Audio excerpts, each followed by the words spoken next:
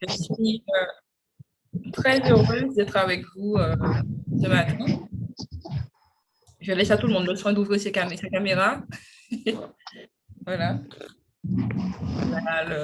L'enregistrement a démarré. Alors, pour me présenter un petit peu, je suis Audrey Pommier-Flobinus, martiniquaise, une entrepreneur sociale, diplomate humanitaire et lobbyiste active des instances internationales de haut niveau, comme le Parlement européen, les Nations Unies, l'Organisation des Nations Unies. Je suis aussi la présidente de Humanity for the World, une ONG internationale française basée à la Martinique et qui œuvre pour la démocratisation et la réalisation transversale des 17 objectifs de développement durable. Personnellement, je suis très engagée dans la réalisation de l'objectif numéro 5, égalité entre les sexes.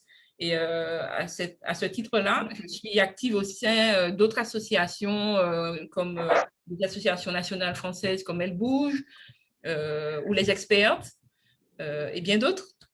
Je travaille donc en faveur de la promotion et de la démocratisation des métiers et des domaines scientifiques auprès des jeunes, principalement des jeunes filles. Hein. Donc, comme je suis marraine en qualité d'ingénieure spécialisée en épidémiologie des cancers, donc je travaille aussi sur cette thématique qui me tient très à cœur de faire en sorte que plus de jeunes filles s'impliquent dans des filières scientifiques et dans les métiers, dans les carrières scientifiques.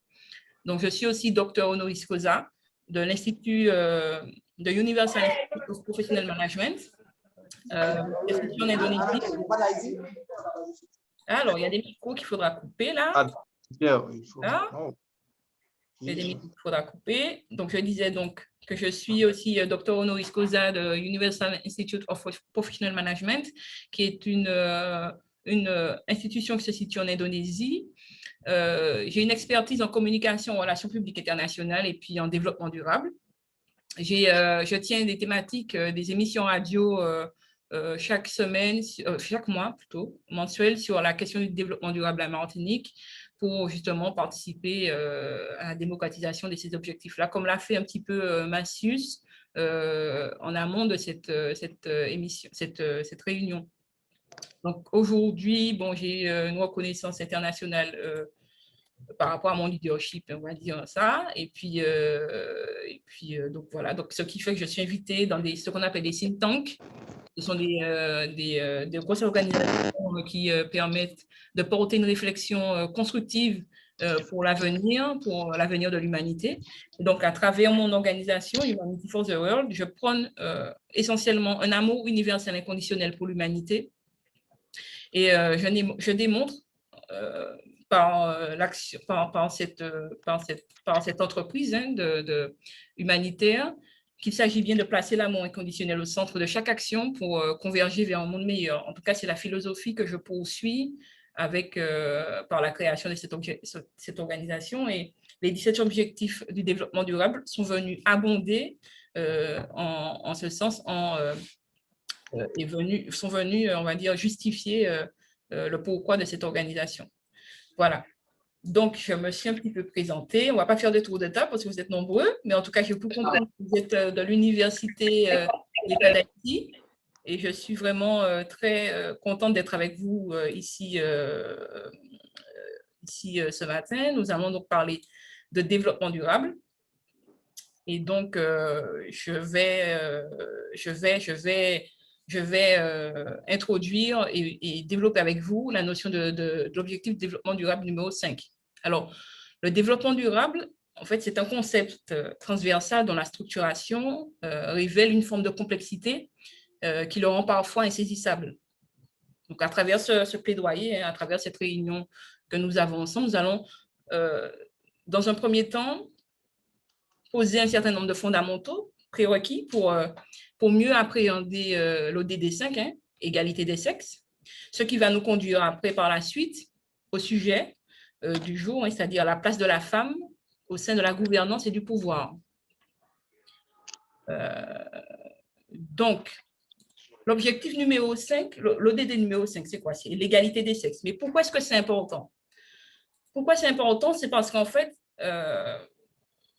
en réalité, enfin, avant de définir pourquoi c'est important, mais qu'est-ce que c'est? Quel est l'objectif de l'ODD 5?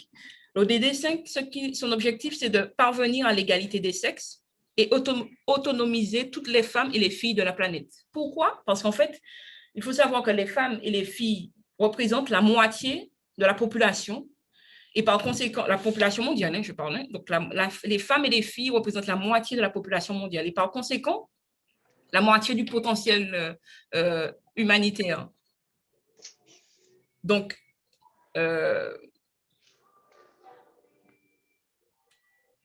paradoxalement à cela, on constate que de nos jours, les inégalités entre les sexes persistent surtout et partout et entravent ce qu'on appelle le progrès social.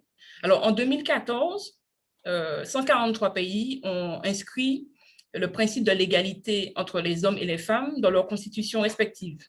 Néanmoins, il reste encore 52 pays qui doivent suivre et prendre cet engagement. Les 143 pays qui ont inscrit ce principe de l'égalité entre les hommes et les femmes dans leurs constitutions respectives l'ont fait, certes, mais le travail est encore immense et dense pour pouvoir arriver et parvenir à une égalité réalisable vraiment sur le factuel. Alors, qu'advient-il lorsque l'égalité des sexes n'est pas garantie? Alors, les inégalités dont pâtissent les filles peuvent survenir dès la naissance et les suivre tout au long de leur vie. Dans certains pays, les filles n'ont pas accès aux soins de santé ni à une alimentation adéquate, ce qui entraîne un taux de mortalité plus élevé que chez les garçons. Lorsqu'une fille entre dans l'adolescence, les disparités entre les sexes se creusent. Je suis désolée, je suis obligée de faire de m'arrêter par un moment parce que je fais entrer j'admets des dans la salle, je suis animatrice. Donc voilà. Donc lorsque les filles entrent. Audrey, est-ce que je peux pas être co-animateur? Comment? Est-ce que je peux pas être co-animateur? Ben, tu peux reprendre la main, Mathieu. Hein? Je pense que le mieux, c'est que tu reprennes la main. Ok, merci. Comme ça, tu pourras gérer. J'ai du mal à faire les deux. Il n'y a pas de problème. Donc, je disais, donc, lorsque les filles entrent dans l'adolescence, les disparités entre les sexes se creusent. C'est-à-dire que les filles sont bien plus touchées par le mariage d'enfants que les garçons. Et au niveau mondial, près de 15 millions de filles de moins de 18 ans sont mariées chaque année. C'est ce qui représente à peu près 37 000 jeunes filles par jour. Je ne sais pas si vous imaginez, mais c'est un chiffre alarmant. Et le fait de se marier très tôt entrave également l'éducation des filles. Donc, on dira qu'environ un tiers des pays en développement n'ont pas réalisé la parité entre les filles et les garçons à l'école primaire, notamment en Afrique subsaharienne, en Océanie, en Asie de l'Ouest. Il subsiste des entraves à l'accès des filles à l'école primaire. Alors, quelles sont les conséquences de l'inégalité des sexes sur les femmes?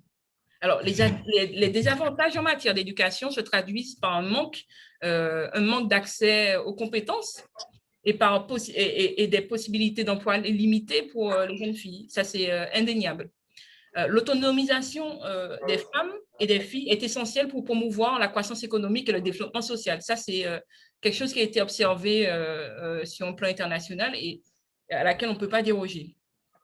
La pleine participation des femmes sur le marché du travail permettrait d'augmenter les taux de croissance nationaux de plusieurs points. Ce sont aussi des observations qu'on a pu étayer par des études.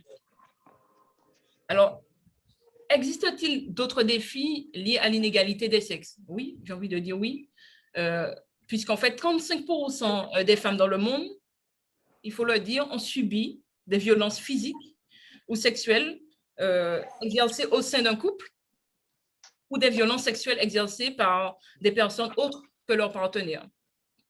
Alors, selon les estimations, 133 millions de filles et de femmes ont subi une forme de mutilation ou d'ablation génitale féminine dans 29 pays. Ça, c'est 29 pays d'Afrique et du Moyen-Orient.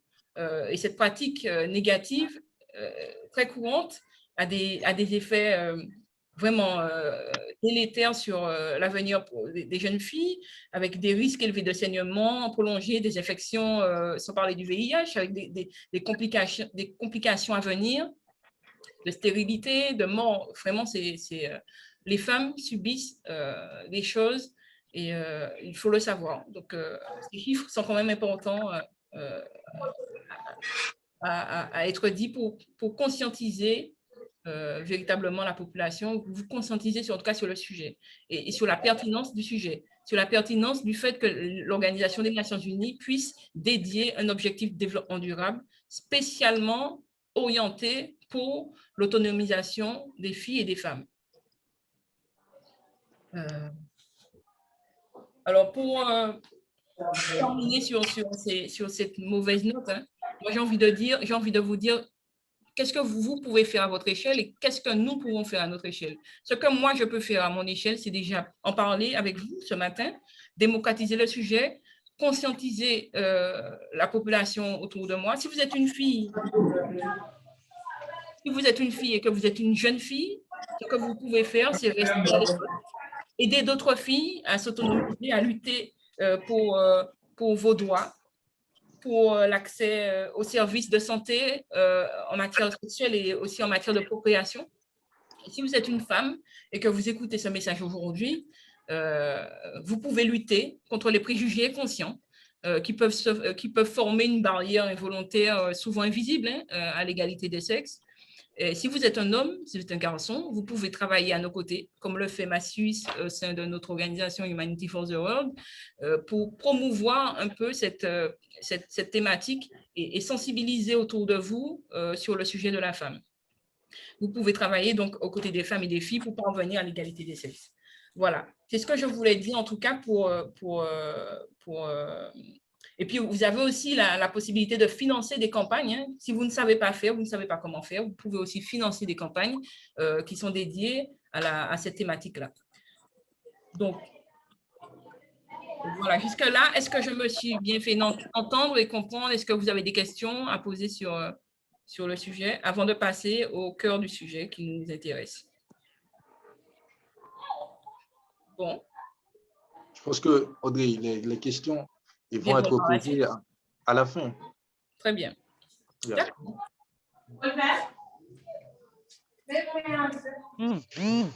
Oui. Joanne, oui. Audrey, c'est vous qui devez me passer la main. Ah, c'est moi qui dois te passer la main. Attends. Alors, reste là 2 minutes, je regarde. Je vais te dire. OK. Là, c'est bon, tu peux? Attends. Non. Attends. Bon, on va voir ça tout à l'heure, Massus. Il y a Joanne qui veut poser une question. Vas-y, Joanne. Bonjour. Bonjour. Est-ce que vous m'entendez? Oui, très bien. D'accord, super. Je m'appelle Joanne, je suis une étudiante en médecine à l'Université Notre-Dame d'Haïti. Je fais pas partie de l'UEH, malheureusement. Mais je suis quand même en médecine et je fais partie d'une association d'étudiants en médecine sociale, SMA. Et j'ai cette année l'opportunité de faire un fellowship avec une ONG qui s'appelle Equalove, qui est basée en Haïti depuis 2010 et qui travaille dans l'éducation médicale, qui est spécialisée dans l'éducation médicale, le renforcement de capacité, etc.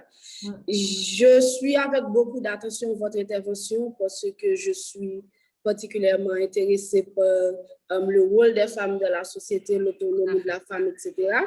Donc, quand vous avez parlé de ce qu'on pouvait faire, je voulais juste faire ce petit commentaire pour mettre l'accent sur ce qu'on appelle la violence basée sur le genre. Je pense que vous savez très bien ce que c'est, vu votre expertise et votre champ d'activité.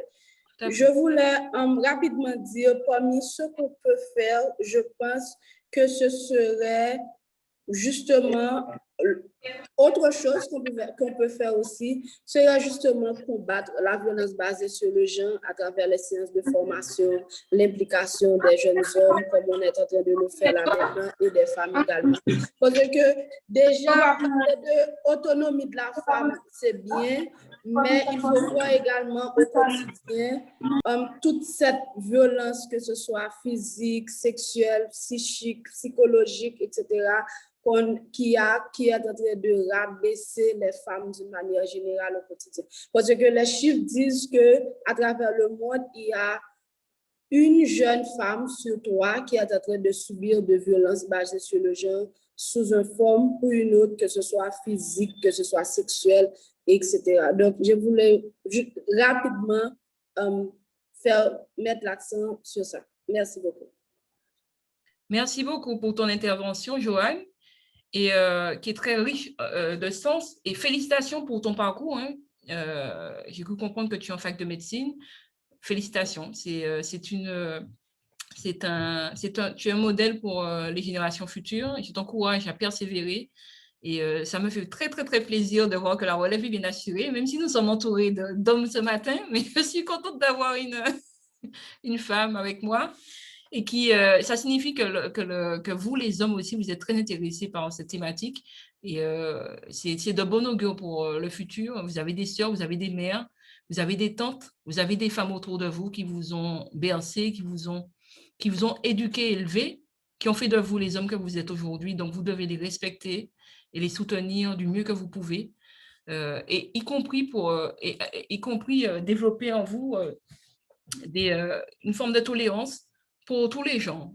Ça, on n'en discutera pas aujourd'hui parce que sinon, ça ferait une conférence beaucoup plus longue. Je me suis bornée aujourd'hui sur la place de la femme au sein de la gouvernance et du pouvoir.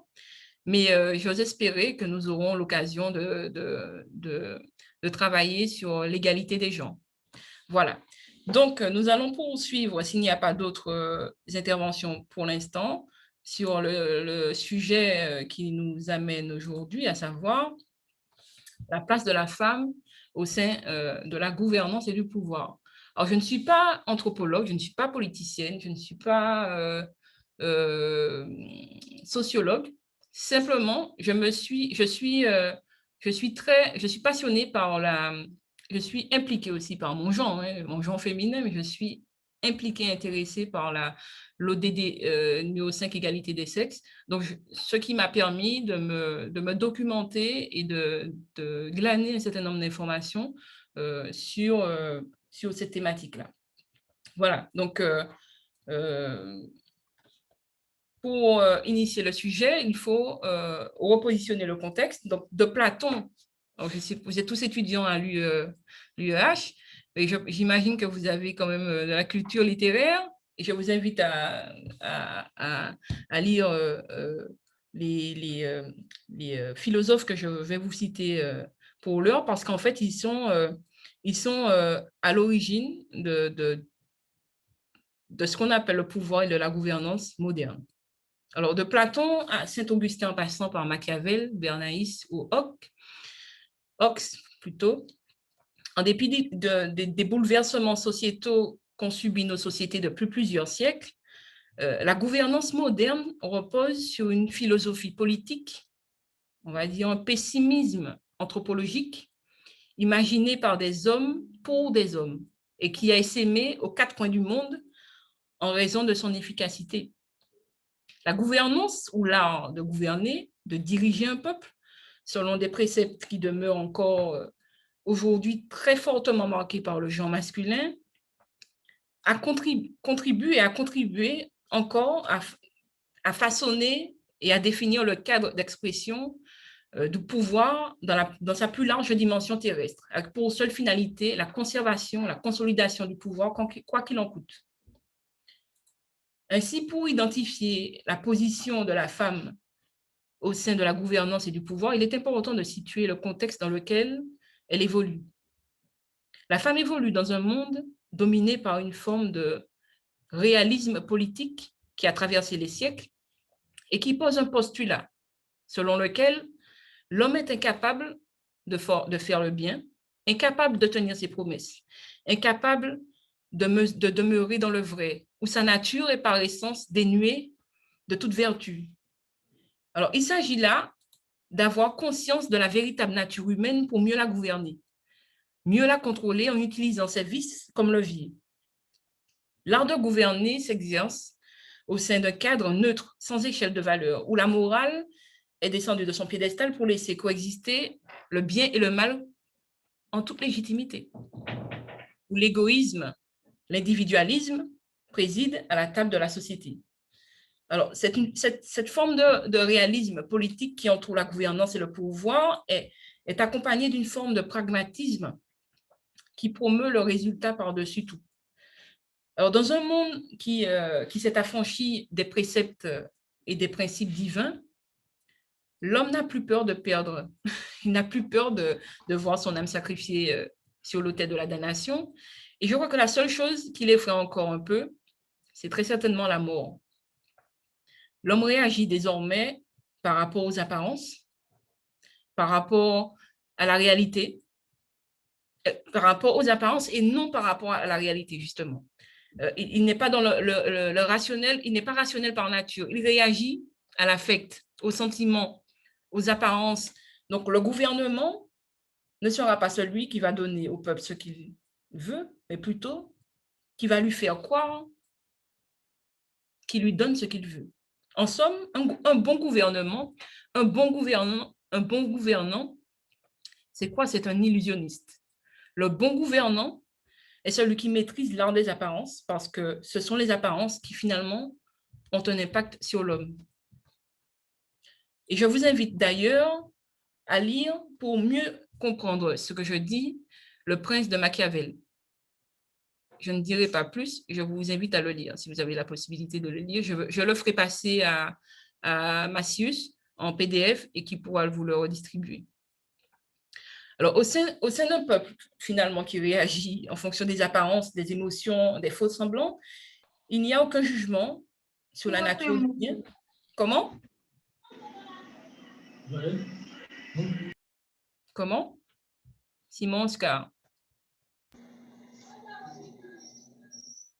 Simon Oscar veut dire quelque chose? Simon?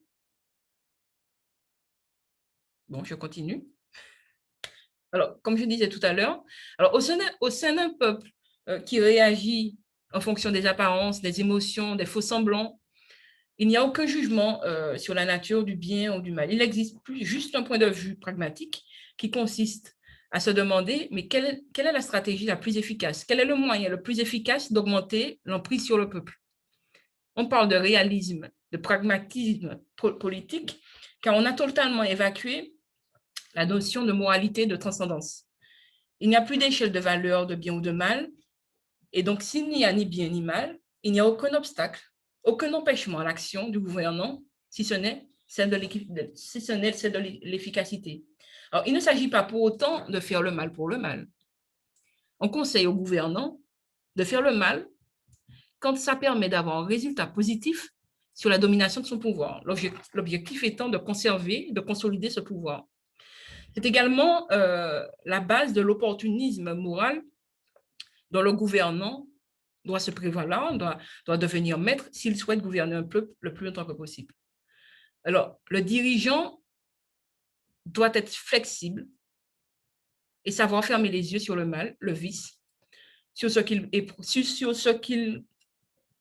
qu'en temps normal il pourrait réprouver. Et finalement, on ne gouverne bien les hommes que lorsqu'on comprend ce que sont les hommes. D'ailleurs, la plupart des hommes ne tiennent pas leurs promesses, alors pourquoi est-ce que le gouvernant devrait respecter ses promesses? Je crois que cette phrase, à elle seule, résume le contexte dans lequel est inscrite désormais la femme en tant qu'actrice. Et je pèse mes mots en disant actrice, au sein d'une gouvernance et d'un pouvoir, qu'il soit politique, entrepreneurial et étatique.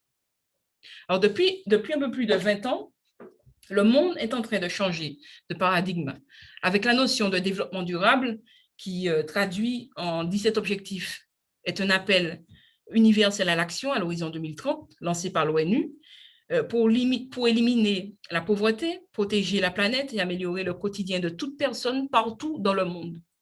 tout en leur ouvrant des perspectives d'avenir. Et au regard de ce vœu international, on comprend que le rééquilibrage du pouvoir, la vision dirigeante doit absolument changer pour sortir l'humanité de la trajectoire délétère dans laquelle elle est inscrite depuis quelques années. C'est ainsi qu'on assiste depuis quelques années donc, à une montée des femmes dans la classe politique, dans les sphères restreintes du pouvoir. Et certains y voient un délitement du pouvoir, par concomitance à l'arrivée de la femme au pouvoir. Et ils n'ont pas tort, car il s'agit là des prémices dédiées à la réédition de la notion de pouvoir et de gouvernance mondiale, selon une vision qui serait plus impactée, modelée par une féminisation, une socialisation du système, pour laisser place à des préceptes altruistes, humanistes, au service de la société humaine et de la planète. Pour l'heure, ce bouleversement, ce changement de paradigme a des conséquences sur nos sociétés qui, en dépit de leur apparente évolution, de modernité, d'évolution, ne sont pas toujours en phase avec la maturité et la volonté du peuple pour aller vers la réussite, la réalisation de ses objectifs de développement. Je vais couper le micro de cette personne. Voilà, Audrey, il faut couper les micros. Voilà, c'est bon, elle a coupé.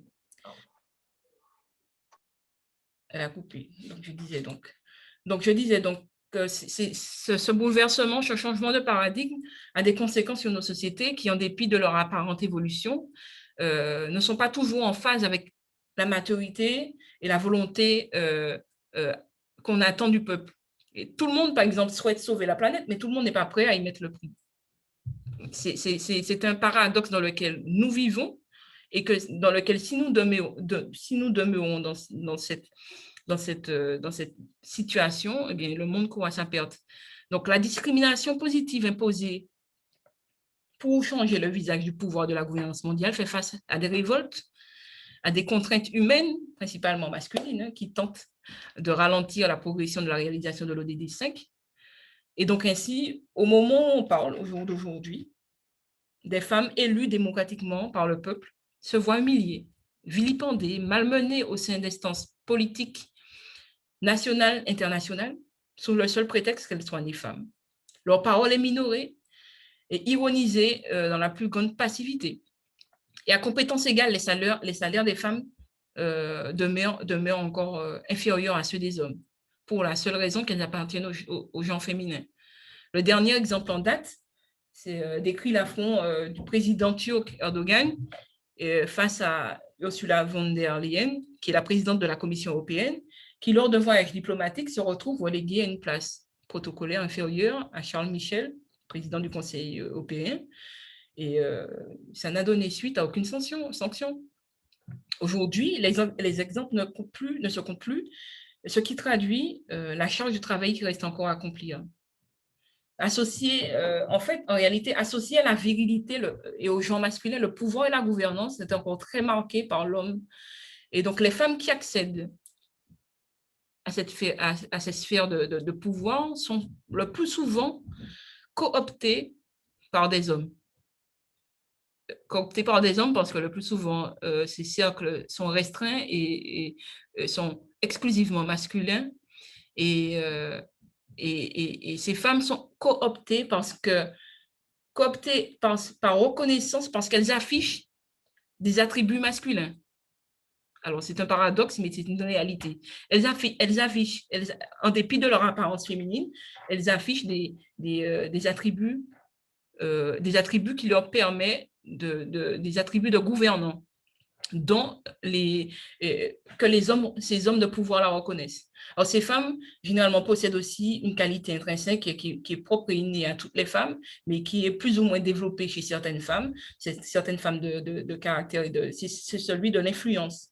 Alors, je crois qu'aujourd'hui, la place de la femme au sein du pouvoir de la gouvernance mondiale est celle d'une influenceuse de haut niveau, qui a pour mission de préparer la transition vers un mode de gouvernance plus adapté et plus adapté pour aller vers un monde meilleur. Moi, je vais m'arrêter ici pour libérer la parole. Je crois que j'ai déjà suffisamment parlé, sauf si vous voulez que je continue. Je continue encore. Hein. Et je crois que j'aimerais bien échanger avec vous et savoir ce que vous pensez de ce que je viens de dire. Voilà.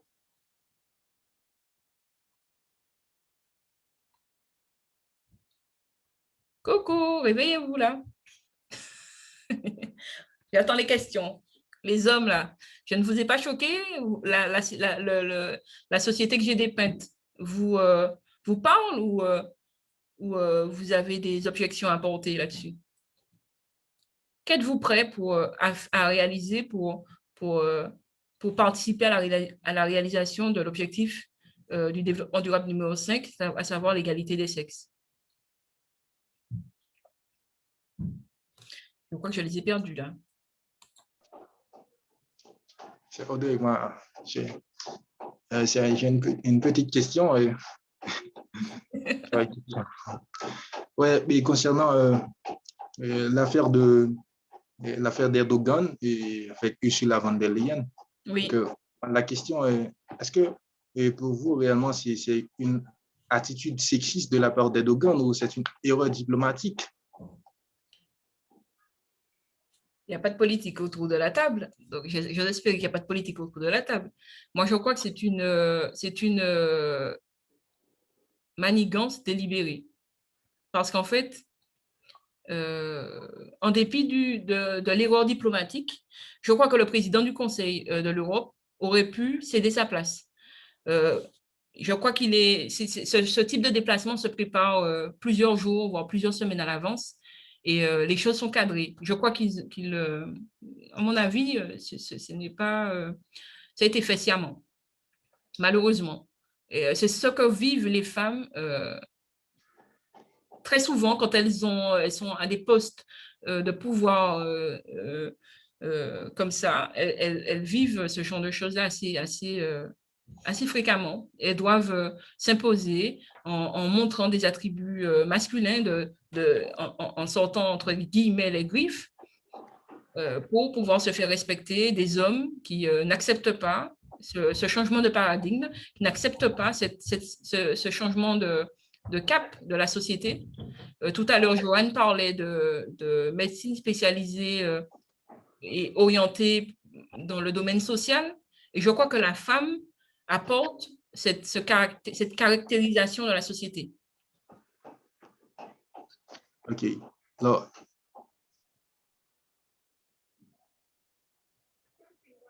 Alors, je vois une question de Joanne qui demande, est-ce qu'on peut relater un peu en quoi consiste cette affaire pour que tout le monde puisse comprendre de quoi on parle. Oui. Alors, la présidente de la Commission européenne s'appelle Ursula von der Leyen et elle est reçue par ses partenaires européens dont la Turquie fait partie. Elle est reçue dans le cadre de missions diplomatiques pour discuter de sujets plus ou moins importants, enfin, le plus souvent important, je dis plus ou moins important, mais le plus ou moins c'est important, sur des thématiques qui leur sont propres. Et lors de ces déplacements, un protocole strict est mis en place. Donc, et ce protocole n'a pas été respecté parce qu'en fait, c'est une femme qui est à la tête de la Commission européenne. C'est-à-dire que si c'était un homme, eh bien, le protocole aurait été respecté. C'est-à-dire que normalement, sa place aurait dû être à côté du président turc, Erdogan. Il y avait deux sièges. Un pour la présidente de la Commission, normalement, la présidente de la Commission européenne, le président Erdogan, et puis il y avait deux fauteuils parallèles à ces fauteuils présidentiels où était placé normalement le président du Conseil européen et un autre parlementaire en face. Eh bien, le président du Conseil européen, qui est moins au niveau hiérarchique, qui est sur le plan hiérarchique inférieur à la présidente de la Commission européenne, a été positionné à côté du président turc. Et la présidente de la Commission européenne s'est retrouvée reléguée sur un fauteuil en marge de la discussion. C'était une très, très, très grosse faute diplomatique et une humiliation pour elle parce qu'en fait, elle allait s'asseoir à côté du président et on lui a dit non. Il y a une vidéo qui circule où on voit qu'elle fait la démarche pour aller s'asseoir auprès du président et elle est réfrénée dans son élan. Voilà. OK. Alors. Il y a une question de Joseph. Vas-y, Joseph. Fedner. Fedner. Yeah, Joseph. Il fait partie de l'équipe de Sustain Meeting pour Point. Est-ce que Fedner a une question? Ou? Ne soyez pas timide, hein? Je ne mange pas. J'ai déjà mangé ce matin. Alors, voilà. J'ai une deuxième question. Bon, s'il n'y a pas d'autres questions, j'ai une deuxième question. Et concernant la discrimination positive que vous avez mentionnée, oui. Donc, est-ce que vous pensez que de nos jours, les femmes subissent réellement ce qu'on appelle discrimination positive ou je peux dire une forme de tokenisme ou est-ce qu'il n'y a pas, est-ce que selon vous, il n'y a pas un progrès dans le mouvement féministe, le mouvement de la femme? Et si on voit par exemple les femmes qui deviennent des chefs d'État, des chefs de gouvernement, surtout dans la région scandinave, en Europe du Nord, si on prend par exemple Danemark, on prend Finlande, on prend par exemple en Europe, il y a des femmes qui sont ministres, secrétaires d'État, tout ça. Donc, est-ce que selon vous, il n'y a pas un progrès? Est-ce que c'est réellement du tokenisme ou de la discrimination positive? Est-ce que le mouvement féministe n'est pas sur une bonne voie? Alors, il y a les deux coexistent, les deux mouvements, les deux observations que tu décris coexistent. Il y a un mouvement féministe qui est pluriel d'ailleurs, hein, parce qu'en fait, il est constitué de plusieurs courants. Il y a un milieu féministe qui est en développement hein, depuis 1908, me semble-t-il, et qui a été initié essentiellement par Simone de Beauvoir. Je parle pour la France, en tout cas. Simone de Beauvoir, qui a posé les jalons du féminisme par excellence et qui s'est aujourd'hui décliné en plusieurs courants.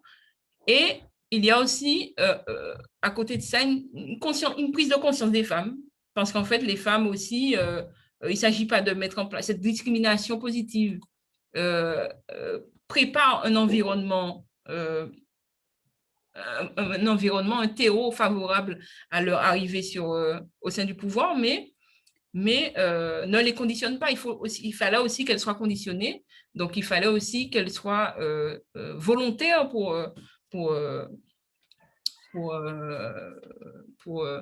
travailler sur le sujet, parce qu'en fait, les femmes aussi, ce sont des mères, donc elles ont aussi parfois des contraintes domestiques, on va dire ça entre guillemets, des contraintes domestiques qui les empêchent d'assurer parfois l'exercice du pouvoir. Ça, c'est selon ce que croient certains hommes. Mais la réalité nous a démontré qu'elles sont beaucoup plus fortes que ça et qu'avec même des enfants avec des responsabilités, elles parviennent à manager et à diriger des pays, elles parviennent à diriger des structures, ce sont des entrepreneuses qui ont une vision singulière et justement un sens de la responsabilité. On dit d'ailleurs que s'il y avait plus de femmes au sein des cercles de la finance, eh bien, on n'aurait pas connu la crise des subprimes en 2008. Donc, ça, c'est des chiffres. Et puis aussi, la crise Covid-19 a démontré que les pays qui étaient gouvernés par des femmes ont mieux géré cette crise que les pays qui étaient gouvernés par des hommes. Donc, ce sont des études scientifiques fondées et qui ont été publiées par la Commission européenne il me semble, l'an dernier. Je ne sais pas si j'ai répondu totalement à ta question, mais en tout cas, la discrimination positive était quand même nécessaire parce que s'il fallait attendre que ce soit les hommes qui donnent aux femmes la chance de pouvoir exercer le pouvoir, on allait attendre jusqu'à présent.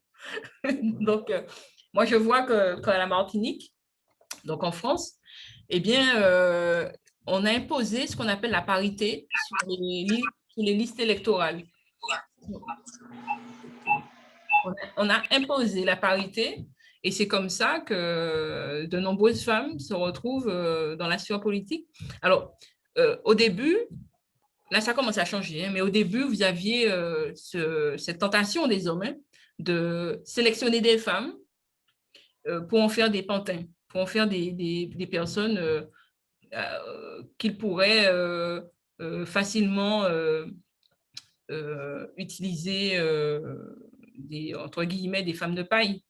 Mais la réalité nous démontre bien aujourd'hui que cette réalité n'est plus d'actualité, puisque les femmes prennent en main de plus en plus leur destin. Elles sont de plus en plus conscientisées sur les enjeux de la planète, sur les enjeux de la politique. Et elles prennent véritablement en main les choses et sont en train de changer le visage du pouvoir, de la gouvernance. Donc, cette discrimination positive a rendu service à la femme et a permis aussi l'accélération de la réalisation des objectifs de développement durable, notamment l'ODD 5 au sein des pays membres. Puisqu'en fait, je le rappelle, hein, mais les objectifs de développement durable ont été élaborés en septembre 2015 par l'Organisation des Nations Unies, mais les pays membres de l'ONU ont décliné ces 17 objectifs-là au sein de leur politique publique. Donc, c'est pas forcément, ces objectifs-là se traduisent dans l'action, ne sont pas forcément visibles par le grand public, mais l'exemple que je viens de donner, c'est-à-dire imposer la parité sur les listes électorales, c'est une preuve, est une expression de l'ODD 5 au sein des politiques publiques et une volonté des pays de pouvoir changer la face du monde, changer le visage politique, la vision politique de l'humanité, puisque je crois que plusieurs décennies de vision exclusivement masculine a donné quelque chose de pas forcément très, très joyeux. La preuve en est, on a besoin des femmes aujourd'hui pour redresser la barre et on a besoin surtout de leur vision et de cette socialisation, de remettre au sein de remettre l'homme au sein de toutes les actions, de remettre l'amour de son prochain au sein de toutes les actions pour pouvoir changer justement cette vision et aller vers un monde meilleur, à mon avis. OK. Alors, je ne sais pas s'il y a d'autres questions. Il y a Joseph Fedner. Il y a encore des gens qui entrent en salle. Joseph Fedner. Ouais.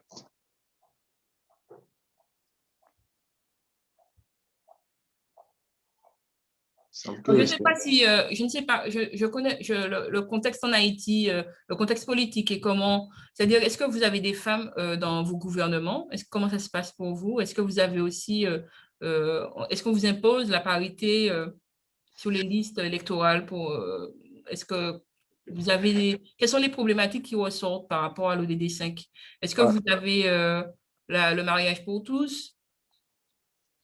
Je laisserai à une femme de répondre à cette question. Peut-être Joran, comme elle a déjà fait une approche de ce genre. Je veux le faire volontiers. Et comme je le disais tantôt, je me sens très concernée par le sujet et ça me fait très plaisir d'intervenir là-dessus. C'était quoi ta question exactement, Aude? Je voulais savoir comment ça se passe pour vous, la déclinaison des ODD 5 dans votre gouvernement. Est-ce que vous avez des femmes au gouvernement? Est-ce que vous avez est-ce que on vous impose la parité sur les listes électorales, par exemple? Comment sont considérées, quelle est la vision comment est considérée la femme quand elle a le pouvoir en Haïti? OK. Je vais répondre à ta question d'une manière un petit peu globale pour te faire l'état des lieux de commencer la problématique du genre ici en Haïti et également comment on voit le rôle de la femme dans notre société. OK, déjà du point de vue politique, je ne suis pas politicienne, Je ne suis pas en plein là-dedans, mais je sais qu'il parle d'une affaire de quota de 30% des femmes dans les rôles. Il y a une branche du gouvernement, il y a le ministère de la femme et de la condition féminine, ok, et qui est censé encourager l'intégration de la femme dans les rôles politiques, dans le gouvernement, etc. Ok, donc sur le papier, en théorie, il y a cette volonté d'intégrer la femme dans le gouvernement, dans les décisions politiques, sur le marché du travail, etc. Mais le problème va beaucoup plus loin. En ce sens, il y a cette mentalité haïtienne de faire croire que la place de la femme, c'est essentiellement dans son foyer, ok? C'est essentiellement dans son foyer, dans la cuisine et pour les tâches de ménage, ok? Ici en Haïti, il y a cette mentalité, comme femme, tu aurais réussi ta vie si tu es mariée, si tu as 2 ou 3 enfants au moins, si tu es soumise à ton mari, si tu prends soin de ton mari et de tes enfants. Donc, pour moi qui suis plus ou moins éduquée par rapport à ces choses et qui essaie de me démarquer, je sais qu'il y a plein d'autres personnes, plein d'autres jeunes filles comme moi avec beaucoup de potentialité, beaucoup de talent, qui peut-être n'ont pas la chance d'avoir toutes les opportunités que j'ai, mais qui ont vraiment tout ce qu'il faudrait comme potentialité pour pouvoir se construire une carrière exceptionnelle, pour pouvoir se démarquer, pour pouvoir faire la différence et pour pouvoir vraiment efficace. Tu comprends? Mais ici en Haïti, être femme, avoir une vraie carrière professionnelle, que ce soit dans le secteur privé ou public, tu dois déjà en toi-même commencer par te battre contre cette mentalité de femme au foyer, ta place est dans les tâches de ménage, etc., blablabla, de ce genre. Et ensuite, pouvoir faire face à tous les hommes avec qui tu es censé négocier et travailler au quotidien. Tu comprends? J'ai l'opportunité de travailler avec, comme je vous disais, avec Ecolef depuis, ça va faire 2 ans. Et je suis dans un environnement où il n'y a pas d'harcèlement sexuel, je suis dans un environnement confortable où je peux apprendre, me développer tout ce que j'ai comme potentiel et vraiment grandir. Mais je sais, quand je discute avec des amis, je sais qu'il y a des amis qui sont tout le temps harcelés, tout le temps harcelés dans leur travail. Et les hommes qui te font des commentaires disant « Tu es une jolie femme, tu n'as pas besoin de travailler. Tu as déjà ce qu'il faut pour réussir, pourquoi tu veux apprendre? Like, tu es déjà une jolie femme, pourquoi c'est nécessaire en plus que tu sois efficace dans ton boulot? Pourquoi c'est nécessaire que tu veuilles faire des études avancées? Pourquoi c'est nécessaire que tu veuilles apprendre des langues étrangères? » Tu comprends? Et pendant que tu parlais de COVID-19, il y a cet article que je suis en train de revenir là-dessus ce matin, titré de Coronavirus is a Disaster for Feminism, que j'aurais peut-être aimé partager avec vous par mail, si vous voulez bien. Mais il y a de ces articles qui te relatent le fait que même en temps de pandémie, les femmes sont encore plus touchées par ce qui se passe. Comme si dans les boulots, s'il faut perdre son emploi, en général, c'est la femme qui perd son emploi en premier. S'il y a quelqu'un, quand les écoles sont fermées, s'il y a quelqu'un qui est obligé de rester à la maison pour donner des cours aux enfants, ce rôle est automatiquement attribué à la femme. Quand les enfants sont malades, s'il y a quelqu'un qui doit passer des nuits blanches pour soigner les enfants, etc. Like, que tu es femme, en même temps, tu es mère, tu es infirmière, tu es éducatrice, il y a toute cette charge de responsabilité que tu es obligé de faire face et ça demande vraiment un combat de titan pour réussir sur le plan professionnel. Parce qu'en général, en Haïti, les hommes ne sont pas formés pour partager les tâches de ménage. Tu comprends? Comme si, c'est comme si, même si tu fais des études, même si tu es un professionnel, même si tu as une carrière extraordinaire et que tu es très doué dans ce que tu fais, ça n'empêche que quand tu rentres à la maison, peu importe à quel point tu es fatigué, il y a les tâches de ménage qui t'attendent. Personnellement, je peux te dire que c'est un combat que je mène au quotidien parce que je trouve ça insupportable. Merci. J'espère que j'ai répondu et que tu as... Merci beaucoup, Joanne, pour cette vision. Et tu as parfaitement raison de souligner la précarité de la femme dans le cadre de la crise COVID-19, puisqu'en fait, effectivement, ce sont les premières impactées par la pandémie, et notamment par l'incidence de la pandémie sur le système économique, puisqu'en fait, par rapport à la scolarité, elles sont un petit peu, dans certaines populations, en deçà de... Elles n'ont pas accès à des études longues, elles n'ont pas accès à... Et donc, souvent, il faut qu'elles subviennent à leurs besoins, donc elles ont accès... Elles travaillent, c'est vrai, mais elles ont des emplois souvent précaires. Et ce qui fait que ce sont des emplois précaires et donc qui n'ont pas résisté à la crise COVID-19. Et donc, les premières licenciées, effectivement, effectivement, je me rappelle, il y a une étude, effectivement, j'ai lu un papier là-dessus qui relatait ce fait-là. Mais j'aurais aimé avoir la vision des jeunes Haïtiens, de la jeune génération dont vous faites partie à l'Université d'État d'Haïti. Je suis vraiment très, très, très fière de vous avoir ici sur le sujet parce que surtout, je vois qu'il y a beaucoup de garçons. Vous êtes par rapport à la thématique que je développe, donc vous êtes apparemment très interpellés sur le sujet. J'aimerais avoir votre vision. Comment est-ce que vous voyez, vous percevez cette chose qui arrive, la femme au pouvoir? Comment est-ce que vous voyez les choses? J'ai entendu la vision de Joanne, mais j'aimerais bien entendre la vôtre. Et Audrey, j'avais une question. Oui, je vais Yeah. et j'ai des questions, Edner. OK. Oui, et Madame Audrey. Et Joanne a parlé de la question de quota qui a été en Haïti par rapport avec, on a dit, la participation des femmes aux affaires de l'État. Donc, j'aimerais savoir, est-ce que la question de quota ne représente pas une sorte d'obstacle à l'égalité des sexes par rapport à la gouvernance moderne? Est-ce que la question de quota ne représente pas une sorte d'obstacle à l'égalité des sexes? Deuxième question, et vous avez soulevé la question de discrimination féminine.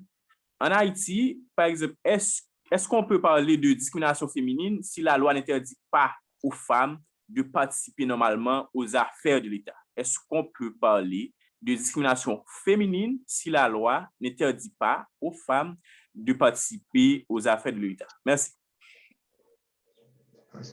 Mon cher Joseph, dis-toi bien qu'il existe la loi et puis l'esprit de la loi.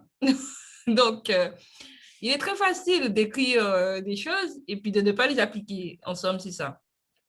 C'est-à-dire que, effectivement, rien n'empêche la femme de se présenter, mais vous avez des plafonds de verre, vous avez des contraintes environnementales non favorables qui vont, de ce fait, de facto, empêcher la femme contraindre la femme à se présenter à des élections comme ça. Je connais des femmes de pouvoir qui ont des problèmes parfois avec leur mari parce qu'en fait, elles ont des meetings qui sont interminables des fois, elles animent des meetings, elles sont sollicitées de partout et ce qui crée souvent des conflits de couple. Ce qui crée des conflits de couple parce que les hommes n'acceptent pas forcément d'avoir une femme qui est absente de la maison, où il faut s'occuper des enfants, où il faut reprendre la charge, prendre les charges qui à la base étaient dévolues aux femmes. Alors, et pour répondre à l'autre question, à savoir si le quota imposé n'était pas un frein au développement des sexes. Je dirais plutôt non, parce qu'en fait, c'est comme un peu la discrimination positive qui a été mise en place aux États-Unis par rapport aux Noirs. C'est-à-dire qu'on aurait attendu longtemps. S'il fallait attendre que l'homme ouvre le cercle de pouvoir pour la femme, on n'y serait pas encore du tout. Et en fait, c'est parce qu'en fait, nous sommes dans une situation où le monde est dans un canevas, il est inscrit dans une trajectoire délétère où il est impératif de changer de paradigme. Il est impératif de changer de vision, on demande une vision partagée, on ne demande pas une vision exclusivement féminine. Parce qu'en fait, moi, je crois que la femme et l'homme sont complémentaires, que chacun doit demeurer avec ses attributs et ses atouts, et que c'est ensemble qu'on converge vers une vision commune avec nos différences et nos qualités. Donc, par conséquent, non, je ne pense pas que ce soit un frein. Au contraire, je pense que cette forme de discrimination positive, hein, est dédiée à préparer un terreau fertile pour permettre à la femme de s'installer, de s'installer au niveau des sphères de pouvoir. Et encore, malgré cela, eh bien, vous avez encore des discriminations qui se font. Je suis désolée, je suis dans mon bureau et j'ai un téléphone qui sonne là.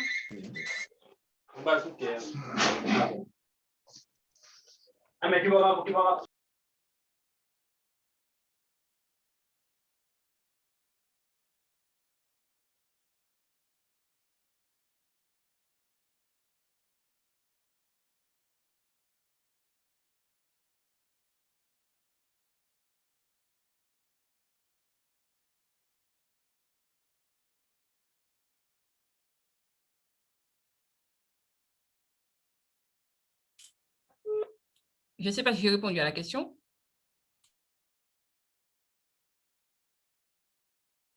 Je ne sais pas si Fedner voulait ajouter quelque chose, mais il y avait une autre question dans le chat.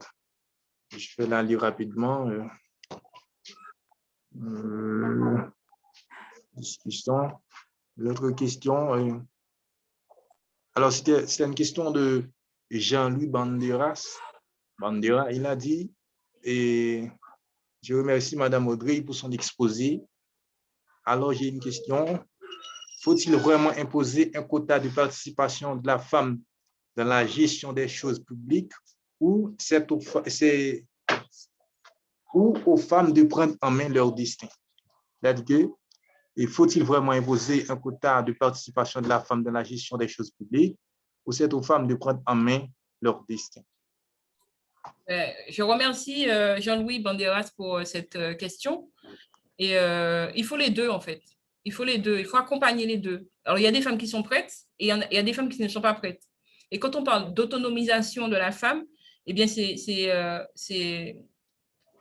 lancer celles qui sont prêtes vers dans la voie du pouvoir afin qu'elles puissent apporter leur qualité, leur expertise au sein des sphères de pouvoir.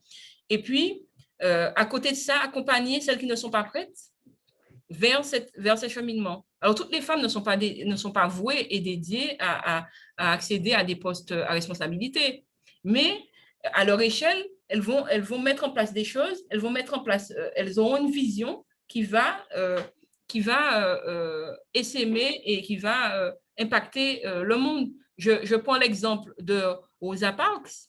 Je ne sais pas si vous connaissez Rosa, j'imagine que vous connaissez quand même Rosa Parks.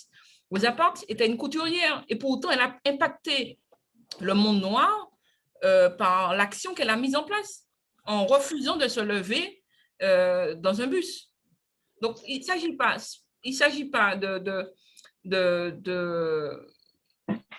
tout le monde peut porter une action, mais simplement, il faut que chacun soit libre de la porter ou de ne pas la porter. Il ne faut pas que l'environnement devienne une contrainte qui favorise toujours un genre par rapport à l'autre. Voilà.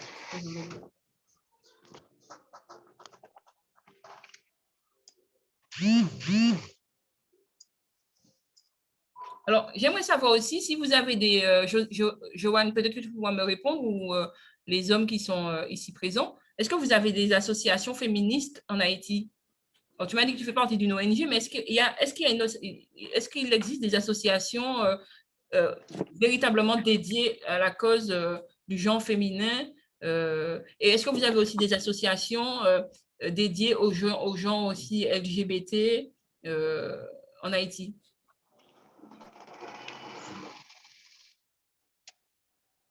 Alors, moi, je connais un tas d'associations féministes en Haïti.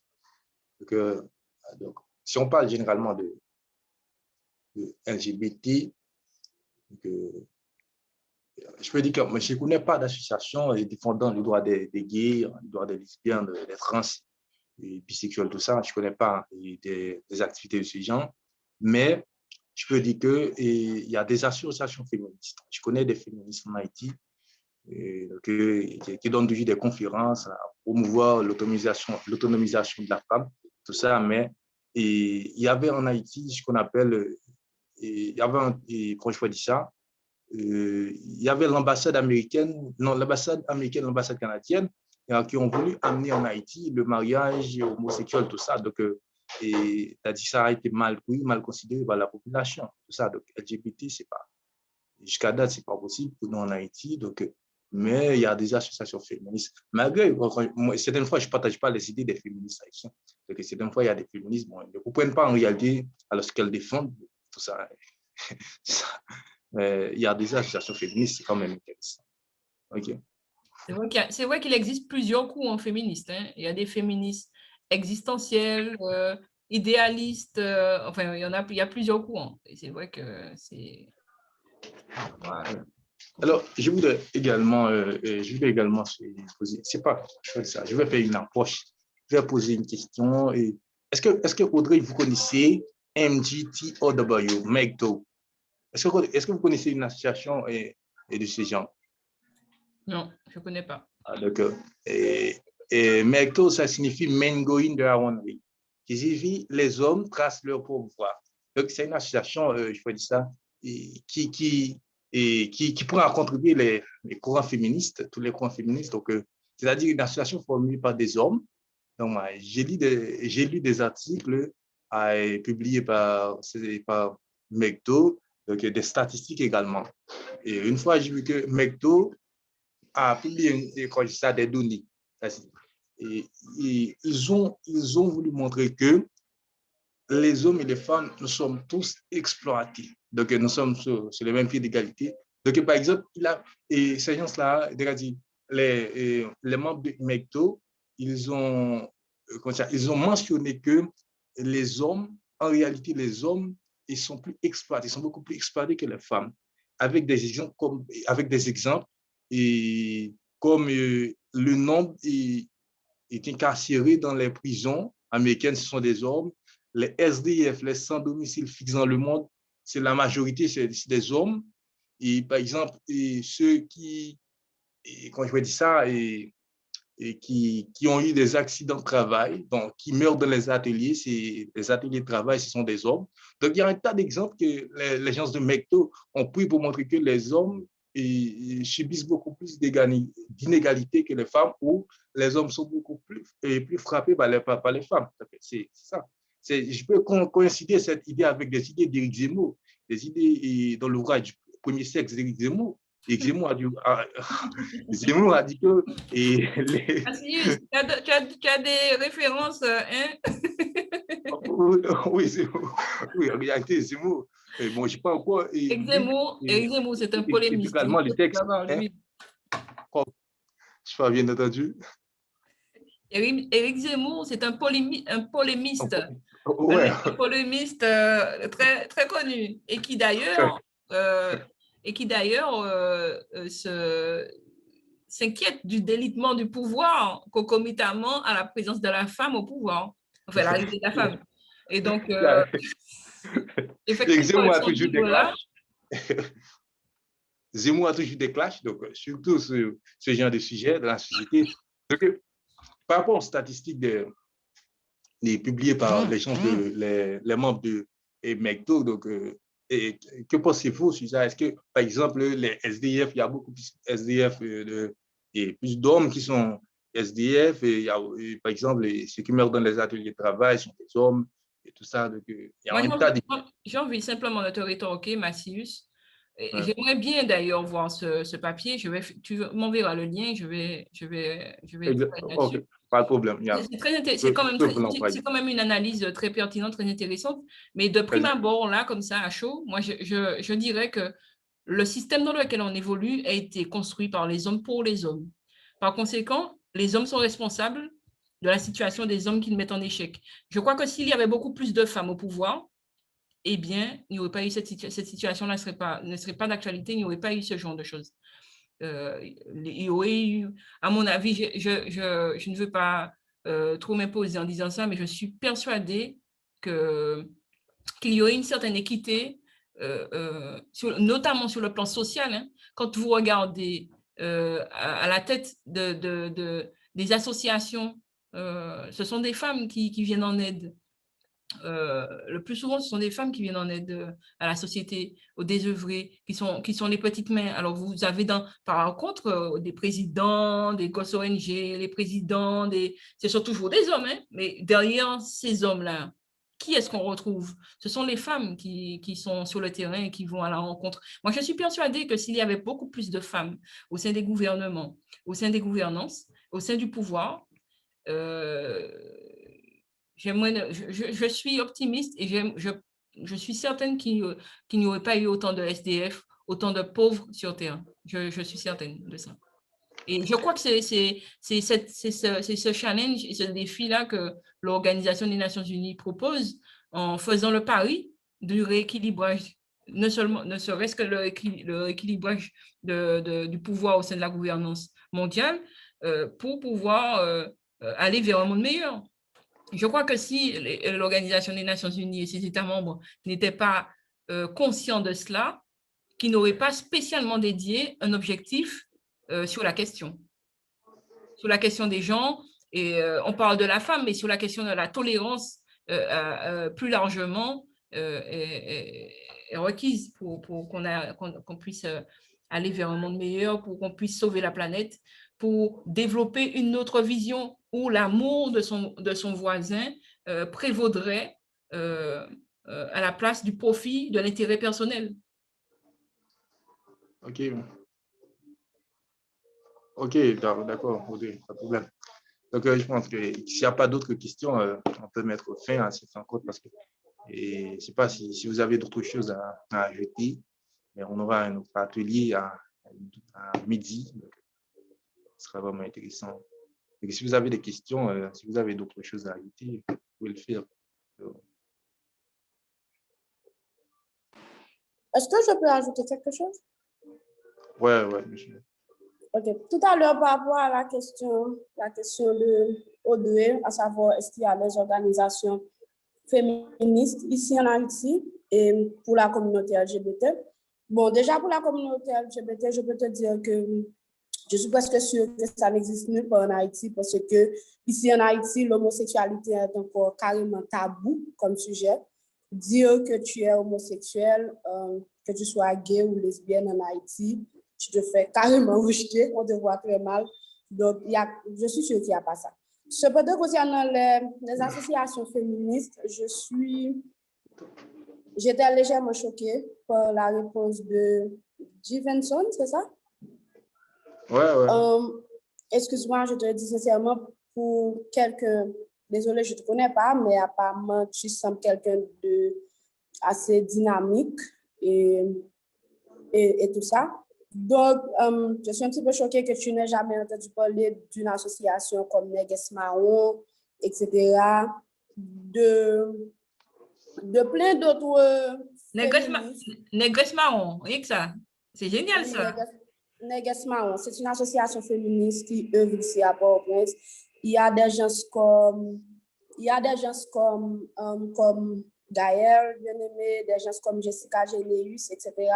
C'est des personnes qui travaillent vraiment pour un petit peu bousculer les mentalités de notre société, comme ce dont je te parlais tantôt, cette mentalité de faire croire que quand tu es femme, c'est pas nécessaire vraiment d'avoir un cerveau bien fait, d'avoir une tête bien faite. Vaut mieux s'accentuer sur un beau corps, avoir un beau corps et rester soumise à ton mari et tout ça. On essaie justement de combattre tout ça et de changer les mentalités.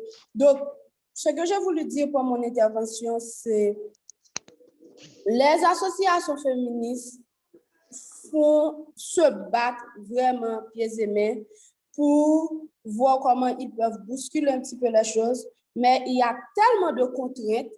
Écoutez, ici en Haïti, dire que tu es féministe, automatiquement on dit que c'est parce que tu es lesbienne. J'ai un ami qui m'a dit récemment que être féministe, c'est un tas de personnes qui n'ont pas... Les féministes, c'est des tas de femmes qui n'ont pas pu réussir leur couple et là maintenant qui viennent avec des idées pour briser les autres couples. Donc, juste pour te dire, il y a ce genre de mentalité dans ce pays qui fait que le travail des féministes est tellement pénible, mais je pense vraiment qu'en tant que jeune, éclairé, éduqué et qui veut améliorer les choses, on devrait donner plus de respect à ce qu'ils font comme travail. Peut-être que vous n'êtes pas obligé de vous intégrer si vous ne vous sentez pas concerné par ce qu'ils font, mais on devrait au moins donner plus de respect à ce qu'ils font comme travail. Donc, quand tu dis comme quoi tu ne sais pas pourquoi les féministes travaillent en Haïti, pour moi, ça fait un petit peu choquant parce que je pense qu'on sait tous ce qu'il y a ici chez nous comme mentalité par rapport aux femmes, le rôle des femmes, la répartition des tâches. Nous savons tous que ça a comme inéquité et inégalité et on devrait vraiment valoriser un petit peu plus le travail des féministes et pourquoi pas les supporter si possible. Mais c'est juste mon point de vue. Merci beaucoup. Alors, Audrey, je voudrais répondre à Joanne. Alors, moi, je n'ai pas dit que je ne connais pas d'organisation féministe en Haïti. Je disais que je connais un tas de féministes en Haïti. Moi, je ne connais pas d'organisation comme Néguès Marron, mais je connais des femmes comme Gaëlle, comme vous l'avez dit, Gaëlle, Solange, Pascal. Je connais un tas de féministes, mais je ne connais pas.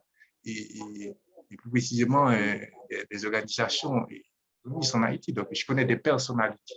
Je connais des personnalités alors, œuvrant dans ce domaine. Je ne connais pas d'organisation féministe. En plus, Joanne, vous essayez de culpabiliser Haïti et vous essayez de nous montrer comme une société arriérée, c'est-à-dire qu'il n'y a pas de féminisme, c'est-à-dire que le courant féministe est mal compris en Haïti. Mais ce n'est pas totalement vrai. Alors, vous avez dit qu'être féministe en Haïti, c'est être lesbienne, ça, mais ce n'est pas une très belle approche. Donc, c'est une mauvaise image que vous essayez de vendre. Non, ce n'est pas vrai. Il y a beaucoup de féministes. Je connais un tas de féministes en Haïti. Dans une société, même en France, il y a ce genre de comportement. Ce n'est pas seulement en Haïti. En Europe, il y en a ce genre de comportement. Il y a des gens qui ne croient pas au mouvement féministe, mais ça ne veut dire pas que et les Haïtiens en général ne comprennent rien à propos de ce qu'est le féminisme. C'est faux. Vous essayez de vendre une mauvaise image. OK? Massus, il faut qu'on puisse avoir conscience que nous sommes dans une société marquée par le sceau masculin. Donc, par conséquent, ce qu'a décrit Joanne se vérifie aussi bien en Haïti, mais se vérifie aussi bien en France, en Martinique, aux États-Unis, dans le monde entier. Donc, il n'y a pas à rougir de cela. C'est pas vendre mal son pays. Il faut savoir regarder les réalités en face pour pouvoir changer. Il faut pouvoir véritablement identifier nos défauts pour pouvoir les améliorer, et savoir où travailler pour pouvoir les améliorer. Donc, je partage pas. Il faut pas penser que Haïti aura une mauvaise image parce qu'on a dit que. Mais ce qu'elle dit là, c'est le discours, c'est le même discours qu'on pourrait ressortir en Angleterre, aux États-Unis, en France, partout.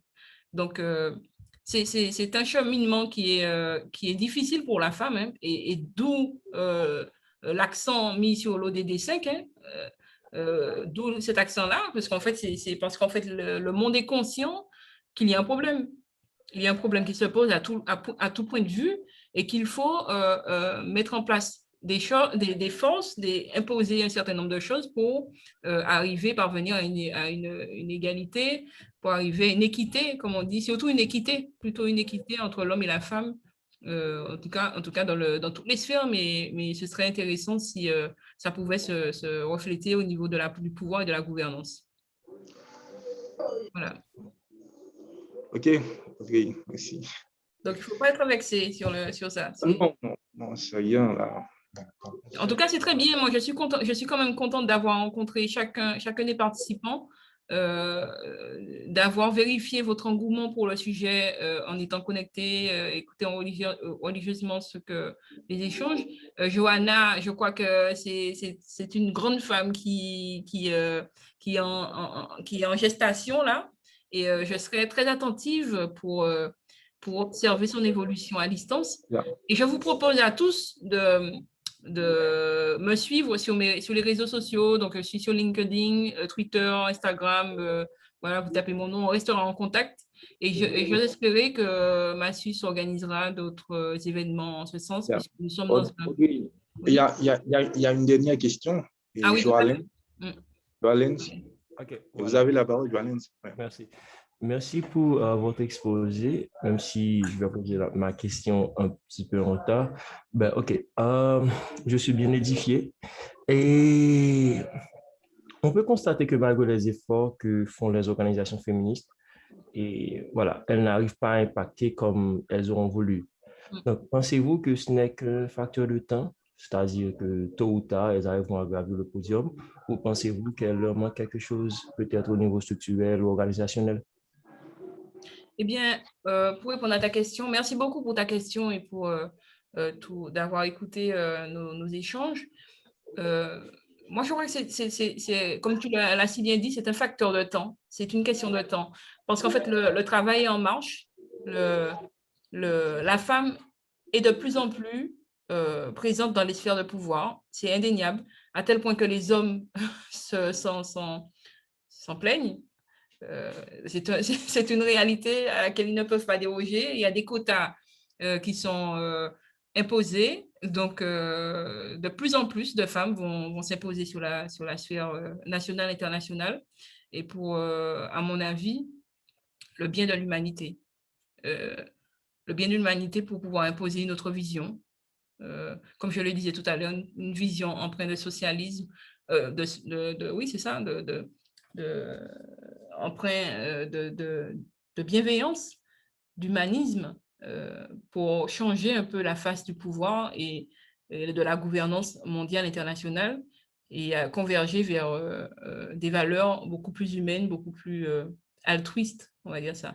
Je ne sais pas si j'ai répondu à ta question correctement, mais il me semble que c'est simplement un facteur de temps c'est un facteur de temps. Moi, je crois qu'on est dans un monde, c'est cyclique en fait, hein, c'est cyclique. C'est cyclique et donc cette vision, ce pessimisme anthropologique dans lequel nous sommes inscrits depuis un certain nombre de siècles, eh bien, il montre ses limites. Donc là, on n'a pas le choix, on est obligé de changer de paradigme, obligé de changer de stratégie et je crois que la femme peut apporter ce changement salutaire pour la planète. Et c'est vers cela qu'on va, puisque l'ONU a aussi une branche dédiée qui s'appelle UN Women.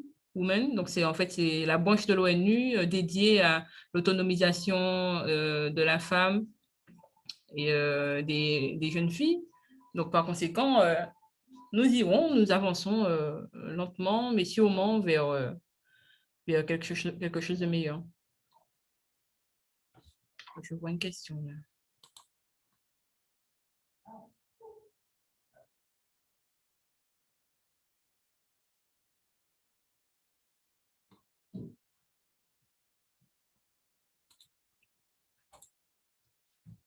Voilà. La messédiste, comme on dit. Plus de questions? En tout cas, je suis, comme je le disais à Massius, j'ai été ravie de partager ces échanges avec vous. sur une thématique qui me tient à cœur, ODD 5, égalité des sexes. Et je sais que les petites graines que j'ai semées aujourd'hui vont porter des fruits dans quelques années. Et de bons fruits qui seront au service et qui pourront nourrir l'humanité. Ouais. OK, Audrey, Joanne est satisfait de ta réponse. Alors, on va mettre un terme à cette rencontre parce qu'on aura une autre rencontre il y a 12 heures. Donc, on va laisser le temps aux participants de prendre une petite pause quand même. OK? C'est tout un plaisir de... Cet échange sera mis sur le site de Humanity for the World. Donc, je vais mettre en ligne la vidéo sur YouTube. Donc, vous pourrez revisionner nos échanges et voilà. D'accord? OK, pas de problème. Merci beaucoup, Audrey. C'est un plaisir que l'équipe de Sustainability Week PowerPoint vous remercie énormément de votre disponibilité. Je pense que dans le futur, on continuera à collaborer, à aborder des sujets de ce genre. OK? Tout à fait. OK, merci beaucoup. En tout cas, je remercie les participants également. Haïti, l'Université d'État d'Haïti et tous les partenaires qui ont rendu possible cette manifestation. Voilà. OK, merci beaucoup, Audrey. OK, aux participants, et merci également aux participants, c'est vraiment incroyable. Et vous êtes à la fac, certains d'entre vous laissent les cours pour assister bien à cette conférence. C'est quand même extraordinaire et je suis satisfait de votre participation. Je pense que vous avez l'agenda, on aura une rencontre. Je vais vous laisser un peu de temps pour prendre une petite pause et on se verra à partir de 12h, 12h15 pour l'autre atelier avec Mireille Diga. Mireille Diga va aborder la question de consommation et de production durable et le rôle de l'éducation dans l'atteinte de l'ODD 12. L'ODD 12 concerne spécialement les notions de production et de consommation durable. Je pense que c'est un atelier très, très, très intéressant. Donc, vous êtes invité à écouter.